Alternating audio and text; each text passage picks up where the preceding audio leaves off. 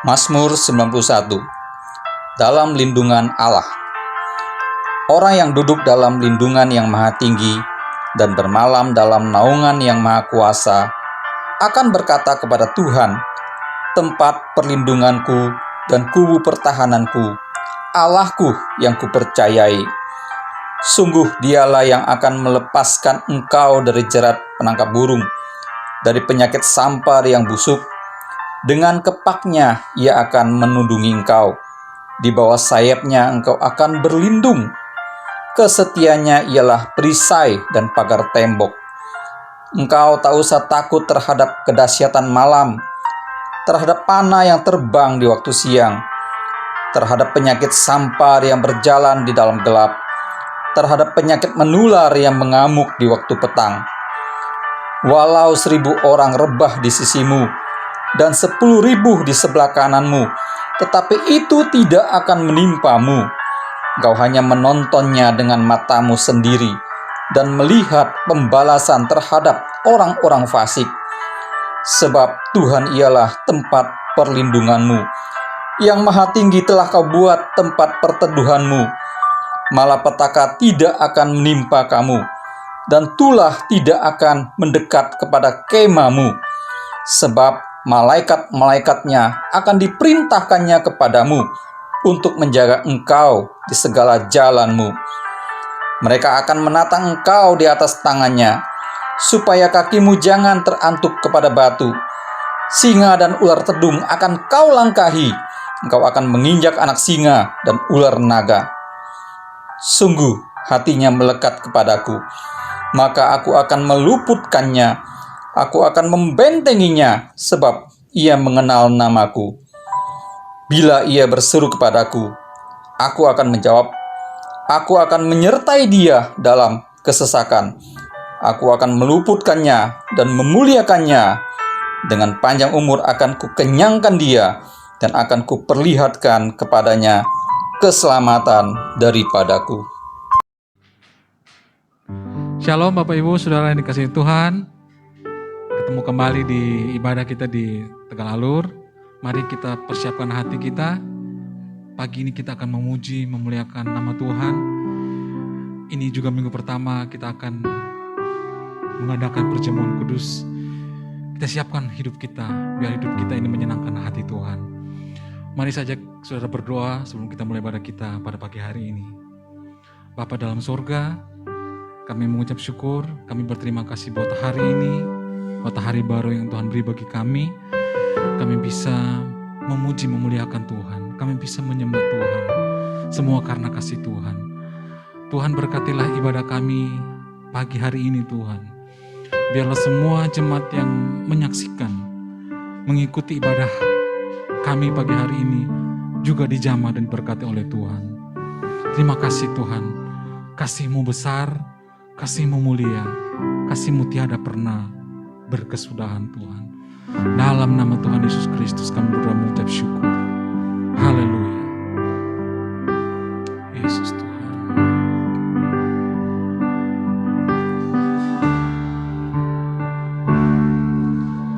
Kasih yang terindah,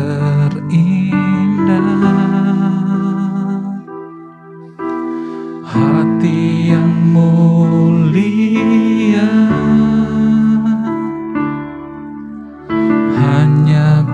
temukan di dalam-Mu, Yesusku.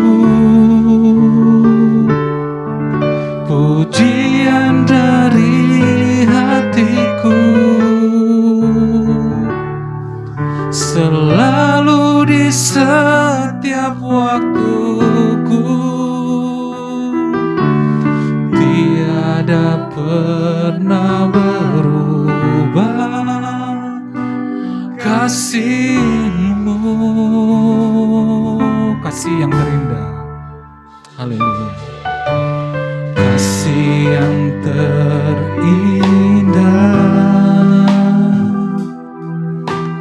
hati yang mulia,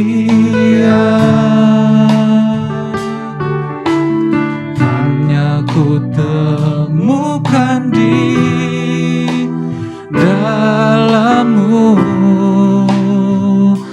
Yesusku. Pujian dari hatiku selalu di setiap waktuku, tiada pernah berubah kasih-Mu. Karya terbesar, karya terbesar dalam hidupku, pengorbanan-Mu yang selamatkanku. Engkaulah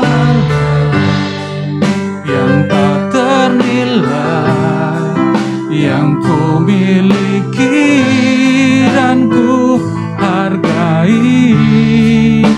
Yesus, Engkau ku kagumi. Karya terbesar ya Tuhan, karya terbesar dalam hidupku. Amin, amin. Amin Yesus Tuhan, yang selamatkanku. Engkaulah harta yang tak ternilai, yang ku miliki dan ku hargai. Yesus, Engkau ku kagumi. Karya terbesar dalam hidupku. Amin Tuhan. Pengorbanan-Mu sempurna ya Tuhan. Engkaulah harta yang tak ternilai, yang ku miliki dan ku hargai. Yesus, Engkau ku kagumi. Karya terbesar dalam hidupku. Amin Tuhan. Terima kasih Tuhan, terima kasih Yesus Tuhan. Engkaulah harta yang tak ternilai, yang ku miliki dan ku hargai. Yesus, Engkau ku kagumi. Sekali lagi, karya terbesar. Haleluya, haleluya. Karya terbesar dalam hidupku. Kami sembah Engkau Tuhan, yang selamatkanku. Engkaulah harta yang tak ternilai, yang ku miliki dan ku hargai. Yesus, Engkau ku kagum. Yesus, Engkau ku kagum. Yesus, Engkau ku kagumi. Yesus, Engkau ku kagumi.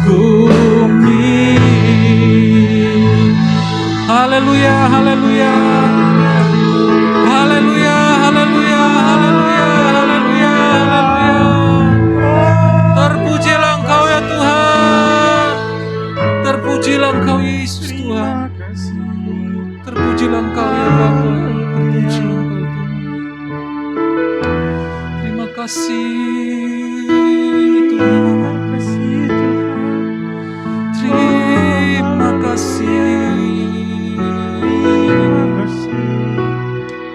Terima kasih. Engkau Allah yang baik Tuhan.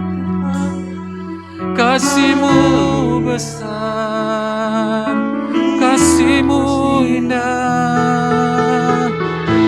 Yesus Tuhan,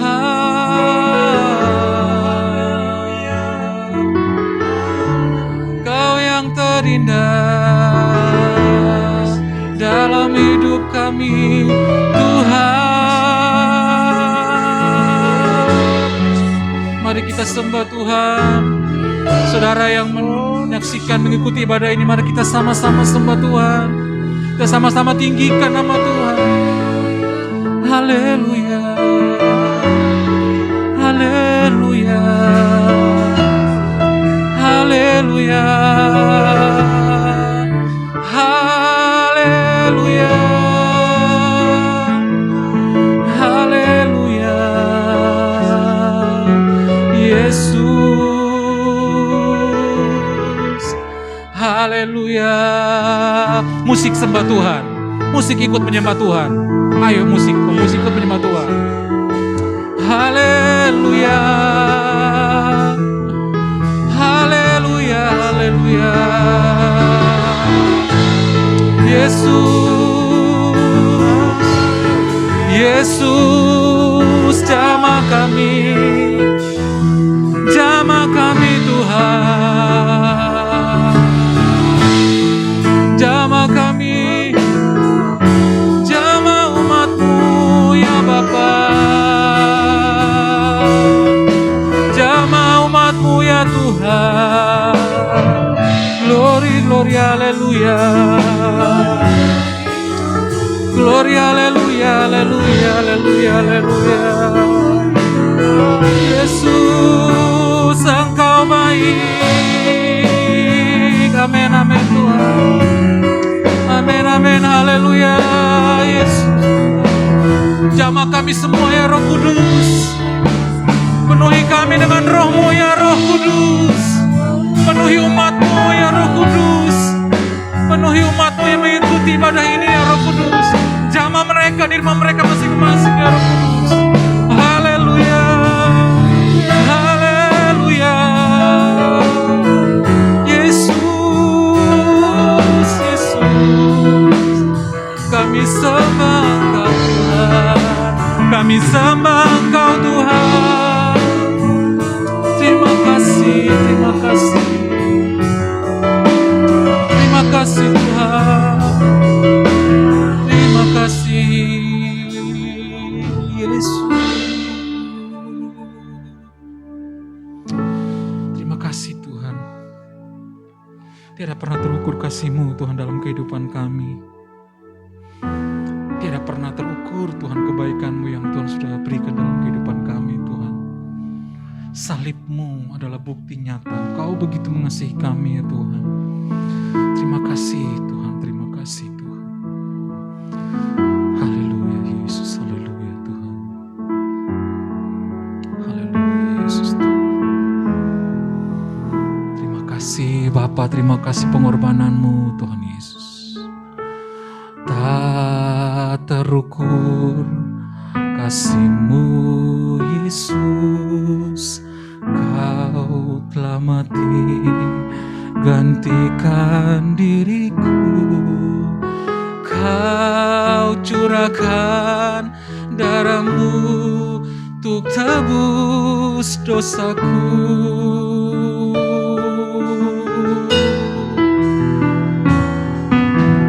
Tak terukur kasih-Mu Yesus. Kau telah mati gantikan diriku. Kau curahkan darah-Mu untuk tebus dosaku.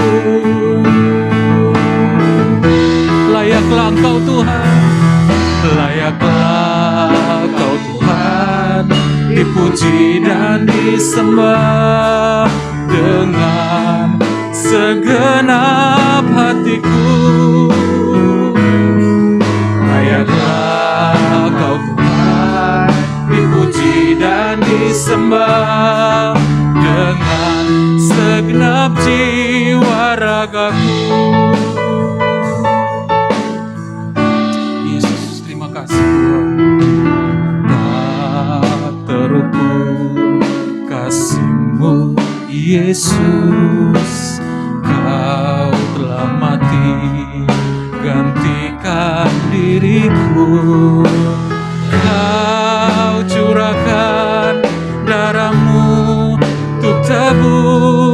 dosaku.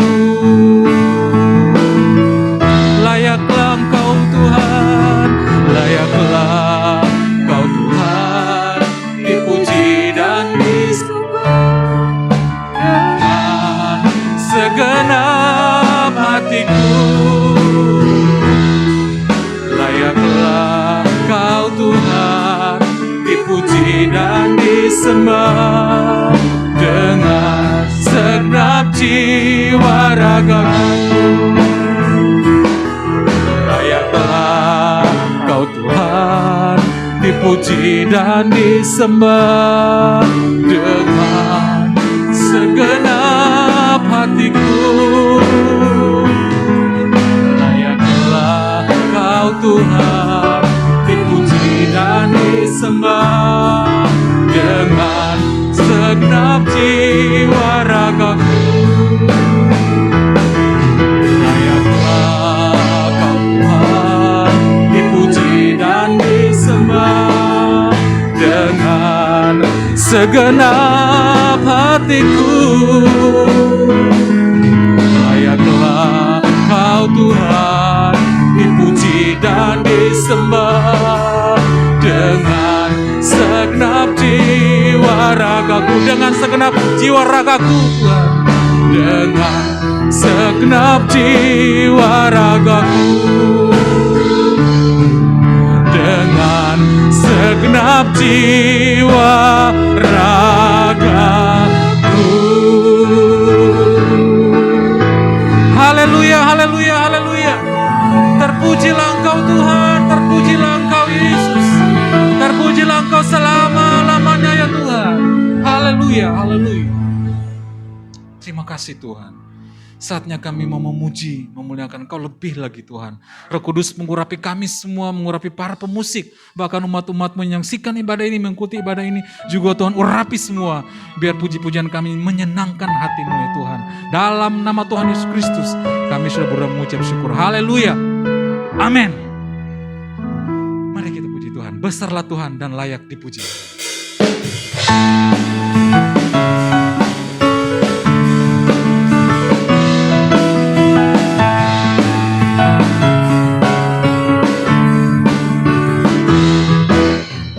Besarlah Tuhan dan layak dipuji. Besarlah namanya, kekalah kuasanya. Aman berlindung dalam naungannya. Dia Allah bagi kita, di pihak kita. Terpujilah Tuhan, terbukti kuasanya. Dia telah menunjukkan kasih-Nya pada kita, sebab Tuhan telah bangkit menyayangi kita. Terpujilah Tuhan, terpuji namanya. Yesus Allah perkasa. Amin, haleluya.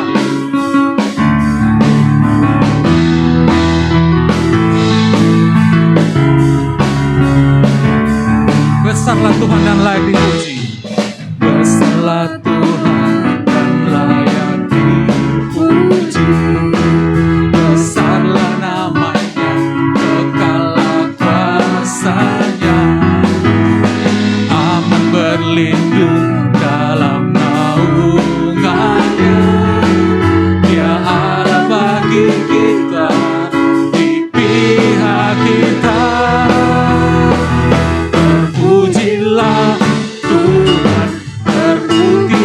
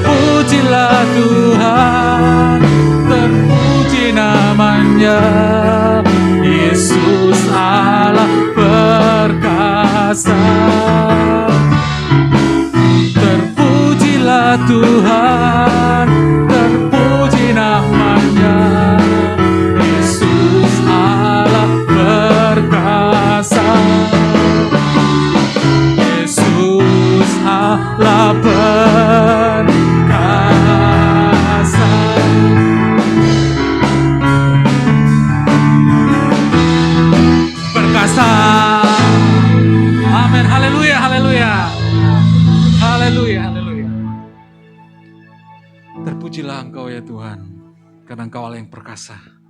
Saudara, mari kita siapkan hati kita untuk dengarkan firman Tuhan. Siapkan hati kita juga untuk menerima perjamuan kudus pada hari ini, pada pagi hari ini. Haleluya. Yesus Tuhan.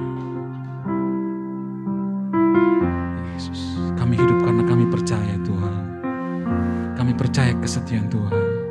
Ku hidup karena percaya Kau yang berjanji setia. Pengharapanku selalu ada di dalam-Mu. Kami tidak takut Tuhan, kami tidak mau menyerah. Ku tidak akan menyerah meski dalam kesesakan. Seluruh hidupku dalam genggaman-Mu. Aku punya Tuhan yang besar. Amin, kami percaya Engkau. Aku punya Tuhan yang besar, yang telah berjanji dan sanggup menggenapi. Imanku bersepakat percaya kuasa-Nya. Ku terima sekarang kemenangan dari-Mu. Kami hidup karena percaya Tuhan. Ku hidup karena percaya Kau yang berjanji setia. Pengharapanku selalu ada di dalam. Amin, amin, amin. Yesus.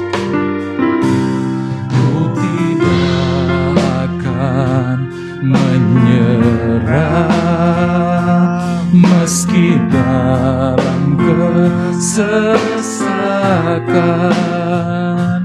Seluruh hidupku dalam genggaman-Mu. Aku punya Tuhan yang besar. Aku punya Tuhan yang besar, yang telah berjanji dan sanggup menggenapi. Imanku bersepakat percaya kuasa-Nya. Ku terima sekarang kemenangan dari-Mu. Aku punya Tuhan yang besar. Haleluya.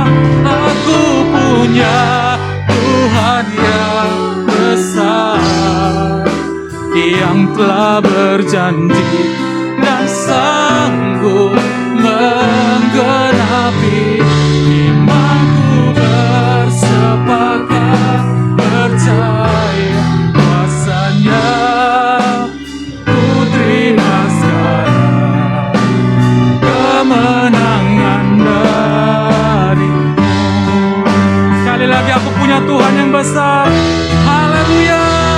Aku punya Tuhan yang besar. Yes Tuhan, Engkau tak pernah mengingkari janji-Mu ya Tuhan. Menggenapi. Imanku bersepakat percaya kuasa-Nya. Ku terima sekarang kemenangan dari-Mu. Aku punya Tuhan yang besar. Haleluya. Aku punya Tuhan yang besar. Amin. Aku punya Tuhan yang besar. Amin Tuhan. Kami percaya Tuhan.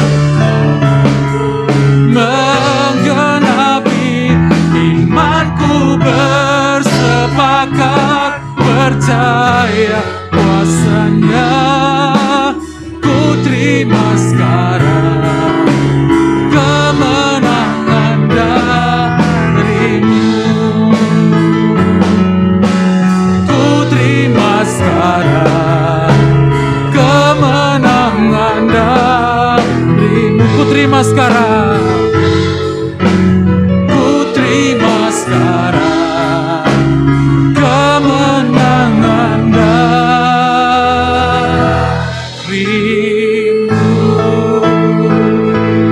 Haleluya, haleluya, haleluya, haleluya, haleluya, haleluya, haleluya. Terima kasih Tuhan. Terima kasih Bapa, kami percaya Engkau adalah Allah yang tidak pernah mengingkari janji-Mu Tuhan.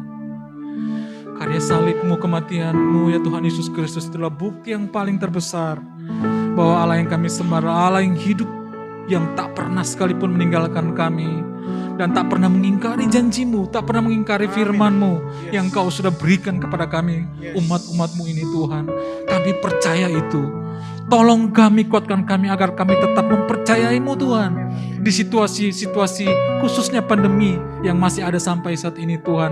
Tolong kami, kuatkan iman kami agar kami tetap percaya janji-Mu, tetap percaya firman-Mu, bahwa Engkau tak pernah meninggalkan kami, Engkau tak pernah mengingkari janji-Mu ya Tuhan. Terima kasih Bapa. Kami mau dengar firman-Mu Tuhan, urapi hamba-Mu, beri dia hikmat, agar apa yang disampaikan itu dari Tuhan dan menguatkan kami semua mendengarkannya Tuhan. Dalam nama Tuhan Yesus Kristus, kami sudah berdoa mengucap syukur. Haleluya. Amin. Shalom Bapak Ibu Saudara. Mari kita perkatakan apa yang dimaksudkan dengan Pentakosta ketiga. 1.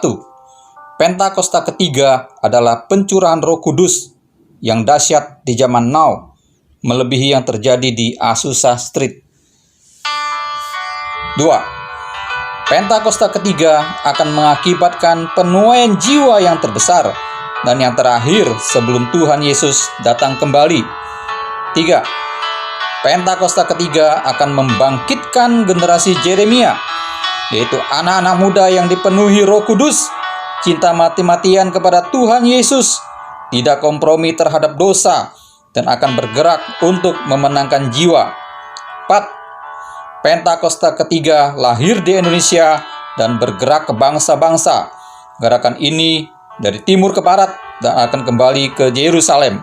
5. Pentakosta ketiga akan memberikan kuasa untuk menyelesaikan amanat agung, dan setelah itu Tuhan Yesus datang kembali. Amin.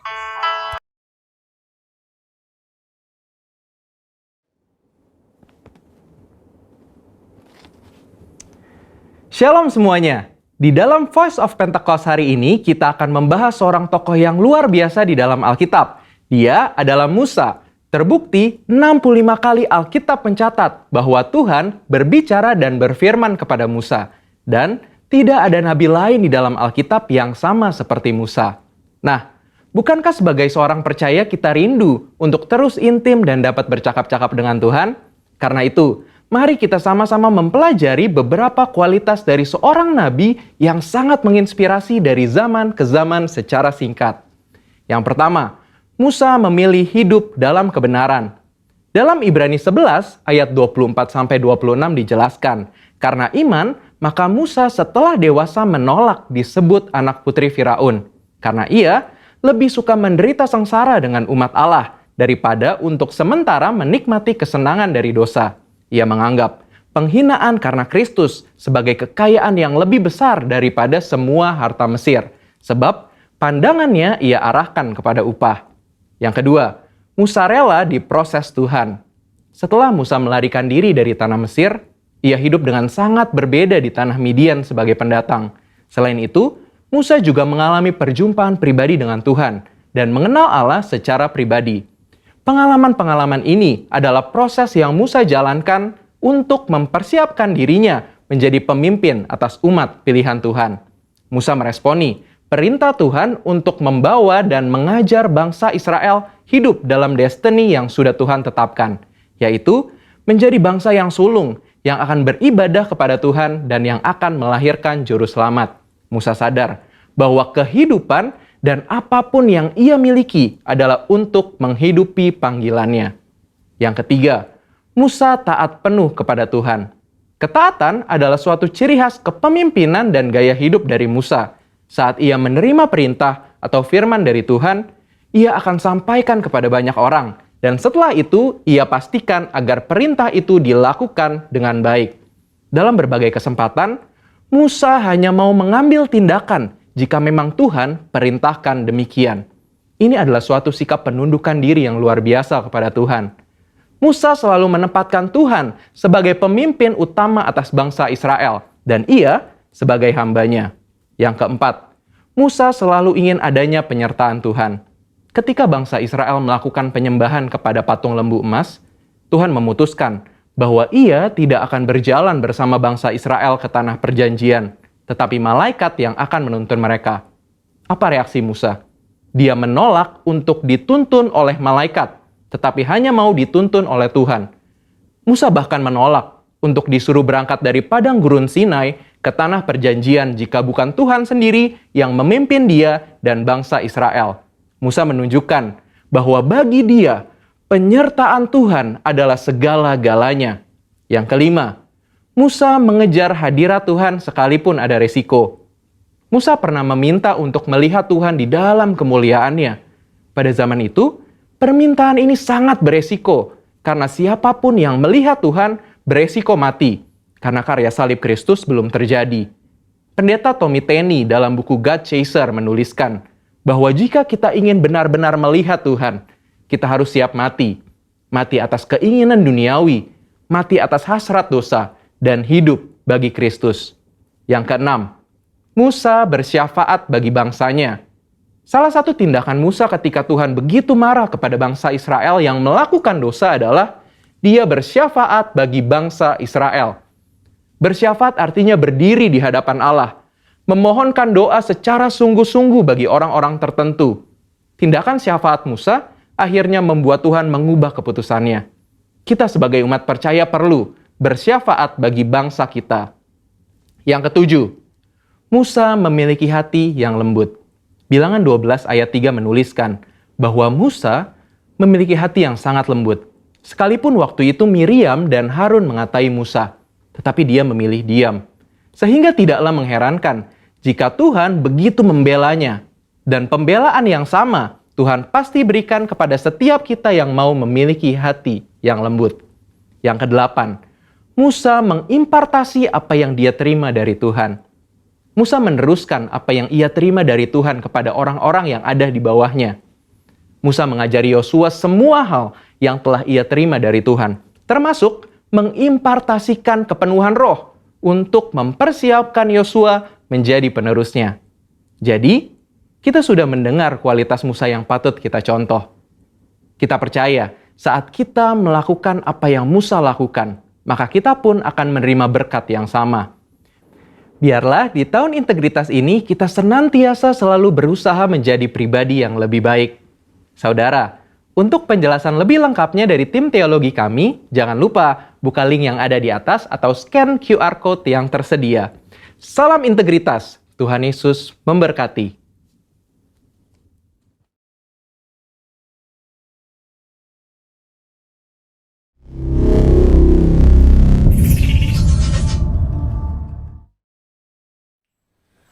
Selamat pagi Bapak Ibu, saudara sekalian, Shalom. Mari kita akan kembali merenungkan firman Tuhan pada pagi hari ini. Pada hari ini kita juga akan melakukan perjamuan kudus. Jadi mari kita siapkan masing-masing diri kita, hati kita. Siapkan roti dan anggur di dekat saudara. Nanti selesai firman ini kita akan masuk di dalam perjamuan kudus Tuhan. Dan biarlah roh Tuhan terus menolong, memimpin kita supaya kita dapat diberikan pencerahan dan dibukakan pikiran hati kita untuk kita terus bertumbuh di dalam Tuhan. Bapak Ibu Saudara sekalian, pagi hari ini saya akan mengangkat satu tema tentang berbahagialah mereka yang tidak menjadi kecewa dan menolak aku. Aku di sini adalah Tuhan Yesus Kristus. Saudaraku, RZ adalah seorang pendiri sebuah ministry atau pelayanan yang berkembang begitu besar di seluruh dunia. Ia memiliki jaringan pelayanan atau ministry yang sangat luas di berbagai negara termasuk di Indonesia ini.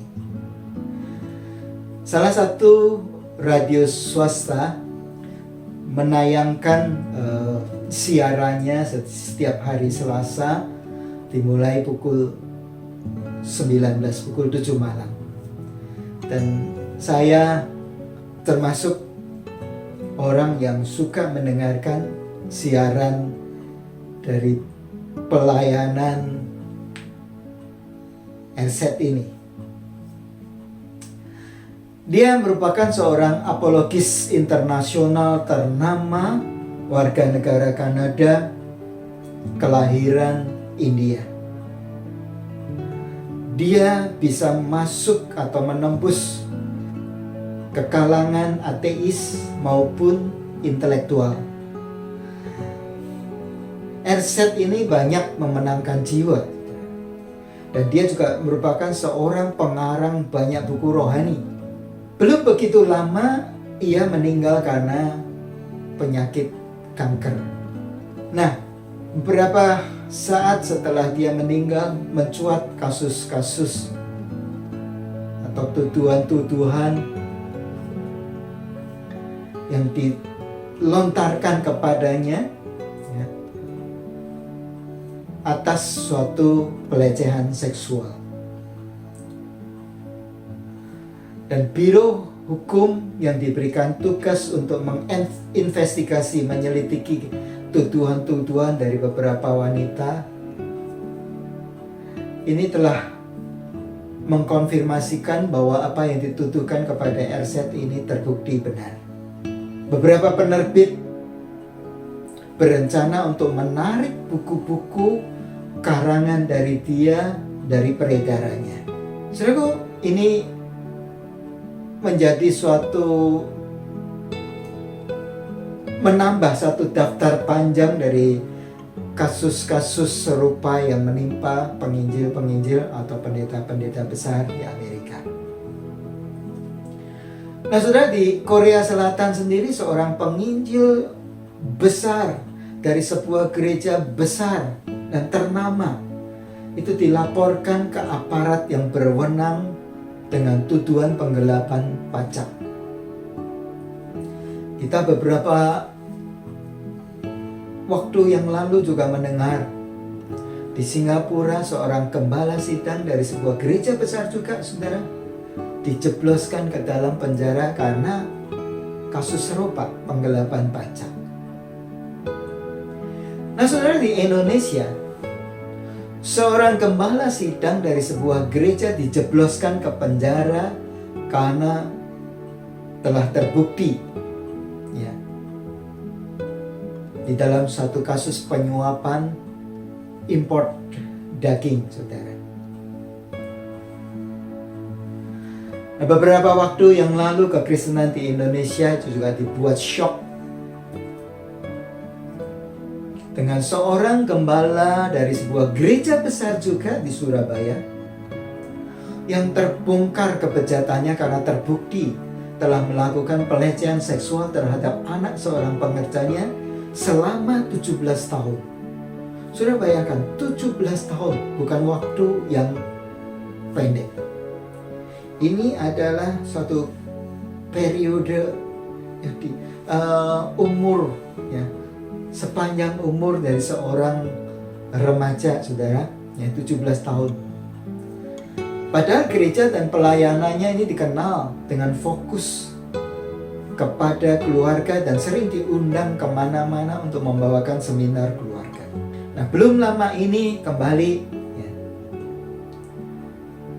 perhatian orang tertuju pada seorang warga negara Indonesia yang berprofesi sebagai pengusaha, dosen, pengacara, ahli hukum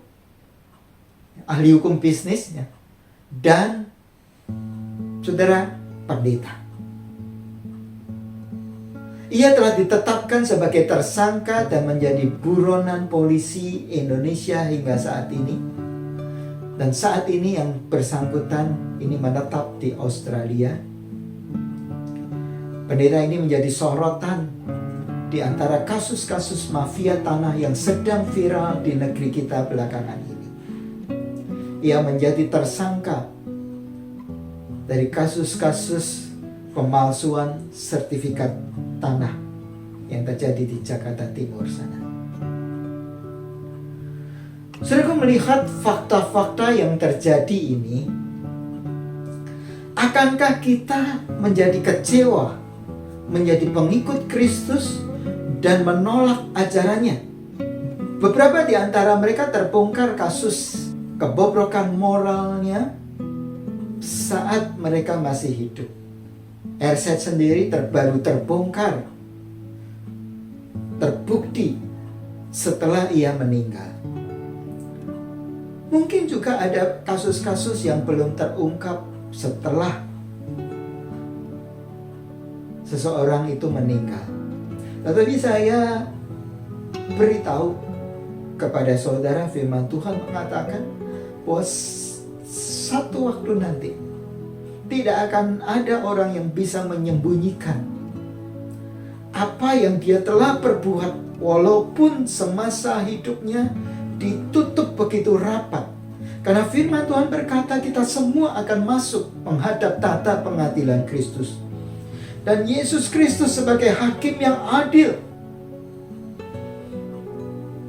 Dia akan mengetahui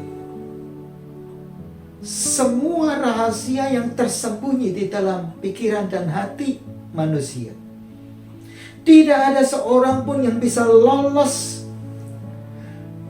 dari penghakimannya saat waktunya tiba. Saudaraku, tidakkah kita melihat contoh-contoh tadi menjadi suatu perenungan tentang integritas yang tidak kebetulan dicanangkan sebagai tema gereja kita tahun ini. Yuk kita pelajari apa kata firman Tuhan.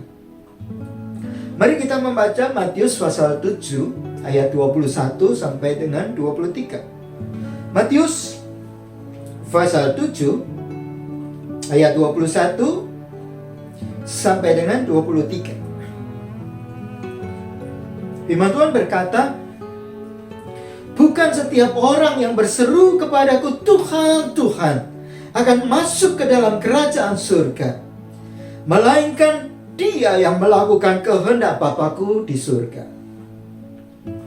Pada hari terakhir banyak orang akan berseru kepadaku, Tuhan, Tuhan, bukankah kami bernubuat demi nama-Mu dan mengusir setan demi nama-Mu dan mengadakan banyak mujizat demi nama-Mu juga? Pada waktu itulah aku akan berterus terang kepada mereka dan berkata, aku tidak pernah mengenal kamu. Enyahlah daripadaku kamu sekalian pembuat kejahatan. Saudaraku, kalau kita memperhatikan perikop dari bacaan yang kita baca barusan tadi, ini mengenai hal pengajaran yang sesat. Tetapi apabila kita memperhatikan ucapan-ucapan yang Yesus sampaikan, yang dituliskan mulai dari ayat 15 sampai 23, ini lebih kepada pelaku-pelakunya, bukan kepada ajaran-ajaran yang dibawakan oleh pewartanya. Ayat 15 dikatakan, serigala yang menyamar seperti bulu domba. Serigala yang menyamar seperti domba. Aslinya serigala yang buas, tetapi kemasannya domba yang jinak.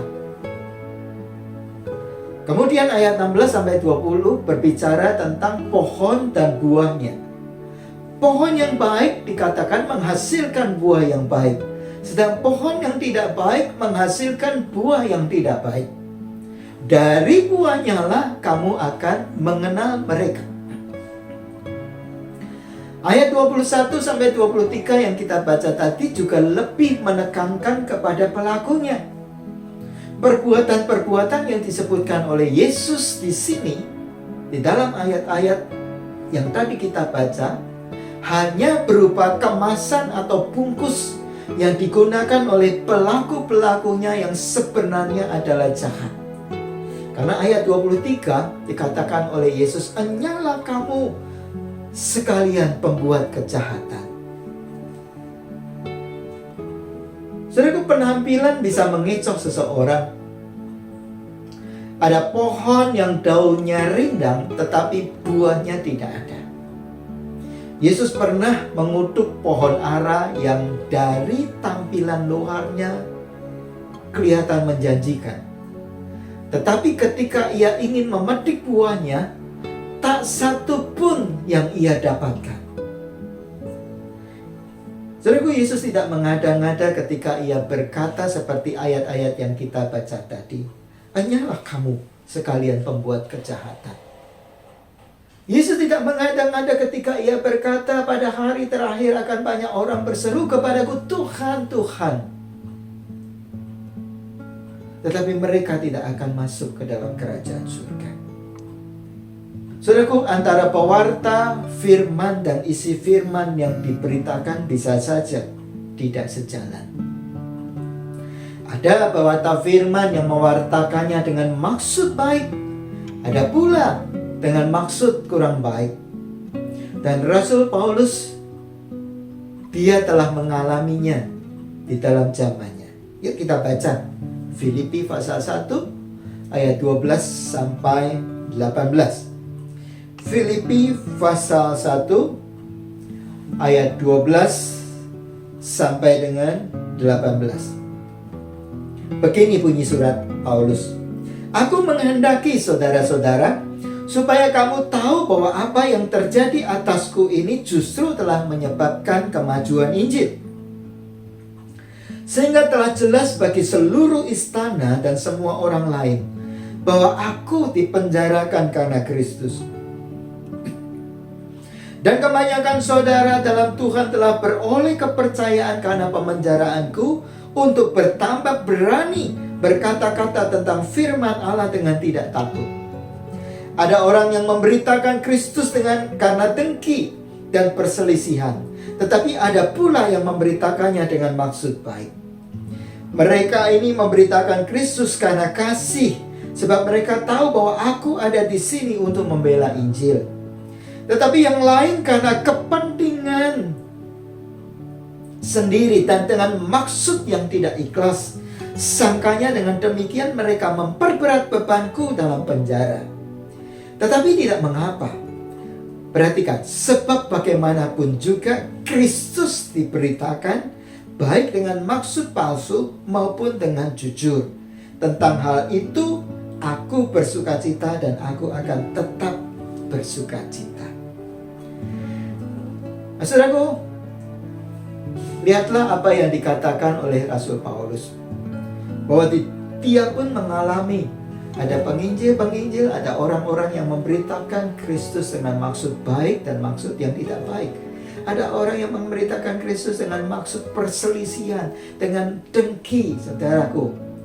Tetapi bukan ajarannya yang salah, tetapi motivasi dari orang-orang ini yang salah. Dia memberitakan karena dengki, dia memberitakan karena perselisihan. Saudaraku, di zaman sekarang pun ini juga ada, saudaraku. Ada orang-orang memberitakan firman Tuhan karena motif-motif tersembunyi yang terkandung di dalam dirinya. Yaitu ingin mencapai popularitas, ingin menjadi orang yang ternama, ingin menjadi orang yang dihormati. Firman yang diberitakannya tidak salah, saudara. Tetapi motivasi yang tersembunyi di dalamnya itulah yang mengungkap bahwa mereka ini memberitakan firman Tuhan dengan maksud-maksud yang tidak tulus. Dan Paulus berkata, bagaimanapun juga Kristus diberitakan. Bagi Paulus tidak apa. Itu urusan dan itu tanggung jawab orang-orang yang bersangkutan, ya. Selama mereka memberitakan Kristus, selama memberitakan firman Tuhan dengan benar, ajarannya tidak salah, tetapi motif yang terkandung di dalam hati dan pikiran orang-orang itu yang suatu kali akan diungkap dan kejahatannya akan dihakimi berdasarkan itu, saudara. Tapi sekali lagi, ajarannya sendiri belum tentu, ya, salah. Nah, saudaraku, ajaran disampaikan oleh pewarta-pewarta jahat itu sekali lagi, saudara, belum tentu, ya, salah. Kitalah yang diminta oleh firman Tuhan untuk menguji segala sesuatu dan memegang yang baik. Sudah periksa apa yang dituliskan di dalam 1 Tesalonika 5 ayat 21. Dikatakan, ujilah segala sesuatu dan peganglah yang baik. Nah, saudaraku, sikap proaktif yang dimiliki oleh orang-orang Yahudi jemaat di kota Berea itu seharusnya menjadi satu teladan bagi kita semua pelayan Tuhan dan semua jemaat Tuhan untuk meniru apa yang dilakukan oleh jemaat Yahudi di kota Berea. Nah, saudaraku, Kisah Para Rasul 17 ayat 11 mengatakan seperti ini. Orang-orang Yahudi di kota itu, di kota Berea, lebih baik hatinya daripada orang-orang Yahudi di Tesalonika. Karena mereka menerima firman itu dengan segala kerelaan hati. Dan setiap hari mereka menyelidiki kitab suci untuk mengetahui apakah semuanya itu benar demikian. Nah, saudaraku, teladan apa yang kita bisa dapatkan dari orang-orang Yahudi, jemaat Yahudi di kota Berea ini? Berdasarkan Kisah Para Rasul 17 yang kita baca tadi, saudaraku, Kisah Para Rasul 17 ayat 11, ada 3 hal. Yang pertama, mereka menerima firman dengan segala kerelaan hati. Yang kedua, mereka tekun, dikatakan setiap hari, menyelidiki kitab suci untuk menggali, untuk mencari bukti, untuk mencari tahu kebenaran pengajaran yang mereka terima. Yang ketiga, acuan atau tolak ukur yang mereka pakai adalah kitab suci, bukan dari pengajaran-pengajaran orang lain. Nah, ketika hal ini patut kita tiru, saudaraku. Siapapun juga kita, baik itu pelayan Tuhan, bahkan pendeta sekalipun, saudaraku, para pelayan Tuhan, jemaat Tuhan, mari kita tiru sikap tindakan dari jemaat orang Yahudi di kota Berea ini. Yang walau mereka mungkin menerima pengajaran-pengajaran yang asing bagi mereka, yang belum mereka mengerti, mereka terima dulu dengan kerelaan hati, dengan sikap yang terbuka, tidak langsung berdebat, tidak langsung menyerang, atau tidak langsung menghakimi. Setelah itu mereka dengan aktif, ya, setiap hari dengan tekun menyelidiki kitab suci sebagai acuan atau tolok ukur untuk mencari kebenaran dari ajaran-ajaran yang mereka terima, ajaran-ajaran yang mungkin bagi mereka asing, ya. Tetapi mereka selidiki berdasarkan apa yang dikatakan oleh kitab suci. Nah, kemudian hasilnya adalah, ya, inilah yang membuat, ya, mereka itu lebih bijaksana daripada orang-orang Yahudi di Tesalonika. Orang-orang Yahudi di Tesalonika itu begitu keras memusuhi firman Allah. Mereka dipenuhi dengan iri hati dan cemburu. Mereka membuat kekacauan di kota Berea. Jadi, saudara, selama pengajaran-pengajaran dari pendeta-pendeta, dari penginjil-penginjil yang telah jatuh di dalam kemerosotan moral, kebobrokan seperti contoh-contoh yang di depan tadi saya sampaikan. Nah, selama ajaran-ajaran mereka tidak menyimpang dari firman Tuhan. Nah, bagaimana kita tahu tidak menyimpang dari firman Tuhan? Kembali lagi saudaraku, kitalah yang harus aktif untuk mencocokkannya dengan kitab suci, untuk mencocokkannya dengan firman Tuhan, ya, untuk membuktikan kebenarannya.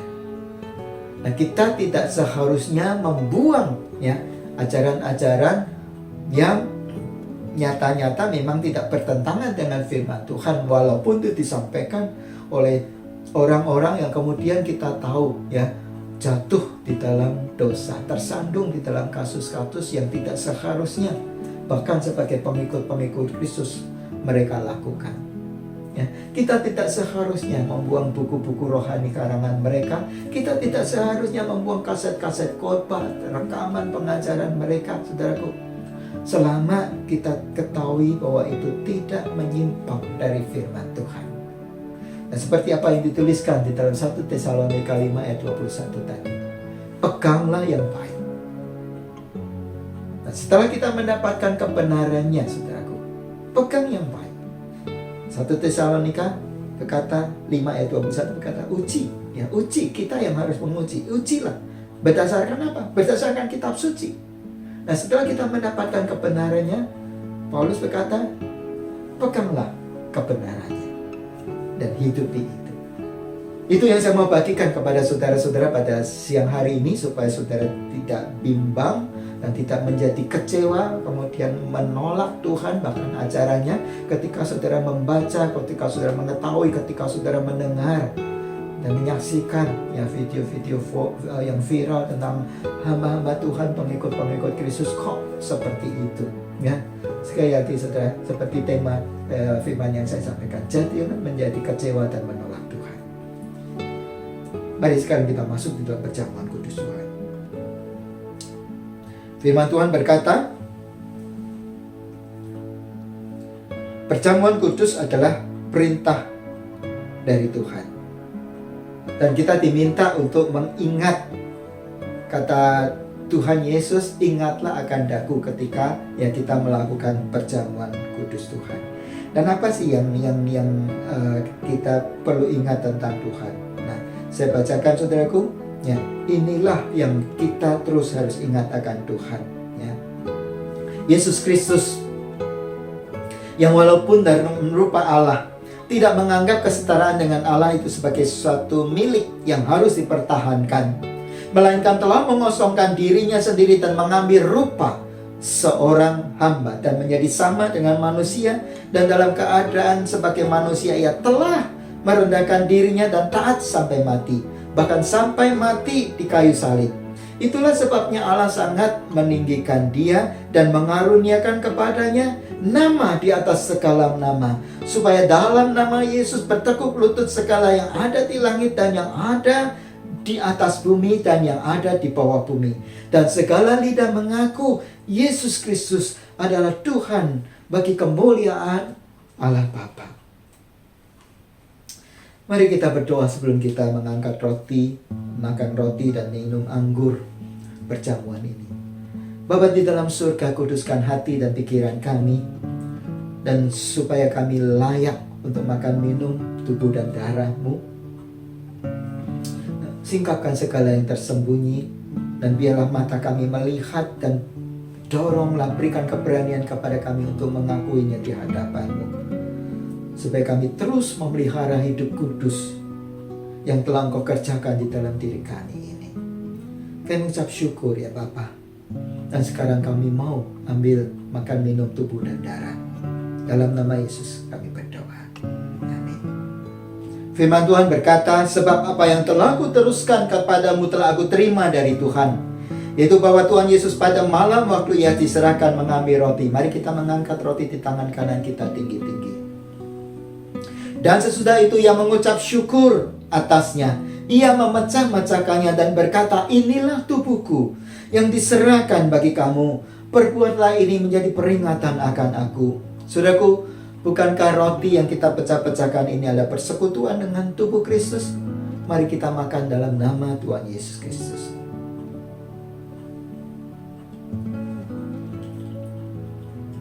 Kita angkat roti dan kita angkat anggur di tangan kanan kita tinggi-tinggi.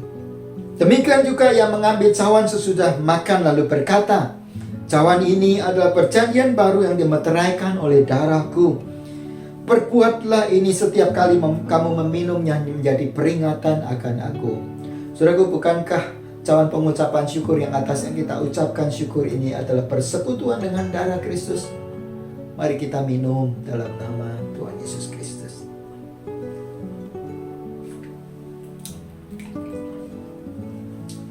Mari kita berdoa, saudaraku. Terima kasih Tuhan, Kau ingatkan kepada kami sekali lagi bahwa tubuh dan darah-Mu ini telah diberikan untuk menjadi tebusan bagi kami. Kami berterima kasih kalau bukan karena Engkau Tuhan kami menjadi orang-orang yang binasa, tetapi karena Engkau mau turun ke dalam dunia menebus dosa-dosa kami dan telah membenarkan kami lewat kematian dan kebangkitan. Kami bersyukur untuk itu Tuhan. Dan sekarang kami memohon berkat-Mu atas jemaat-Mu sekalian ya Tuhan. Lindungi mereka dari hari-hari yang jahat. Pelihara mereka dari hari-hari yang jahat. Berkati mereka, beri terus Tuhan kesehatan kepada mereka sekalian. Bapa, kami juga mensyukuri bahwa kami boleh hidup di negara kami Indonesia ini, supaya kami bisa memohon kepadamu ya Tuhan, menjadi juru syafaat bagi bangsa kami ini. Mari perisai bangsa kami ini ya Tuhan. Tolong terus topang bangsa kami ini, pemerintah kami ini ya Tuhan Yesus, supaya Engkau memberikan hikmat kepada mereka, hati yang bijaksana, dan gerakan hati mereka untuk terus Tuhan Yesus dapat menangkap apa yang menjadi tuntunan-Mu bagi mereka yang telah Engkau tempatkan di Indonesia ini, memberikan kepercayaan kepada mereka untuk memerintah di negara ini. Dan biar ya Tuhan dalam tuntunan-Mu dan di dalam ketaatan mereka pada pimpinan-Mu Tuhan, Indonesia boleh diselamatkan. Indonesia boleh keluar sebagai pemenang dari tekanan-tekanan COVID-19 ini. Terima kasih Bapa. Mari sekarang saudara-saudaraku angkat kedua tanganmu ke atas. Tuhan memberkati dan melindungi engkau. Tuhan menyinari wajahnya dan memberikan engkau kasih karunia.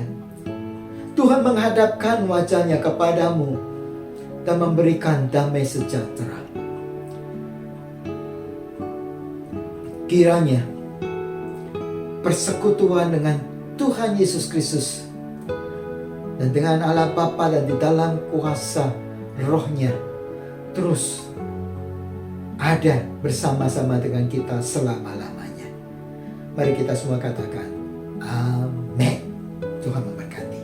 Kasih setia-Mu Tuhan lebih dari hidupku. Jalan-jalan-Mu ya Tuhan terbaik bagiku. Dari semua yang Kau katakan, tiada dusta ku temui. Dari semua yang Kau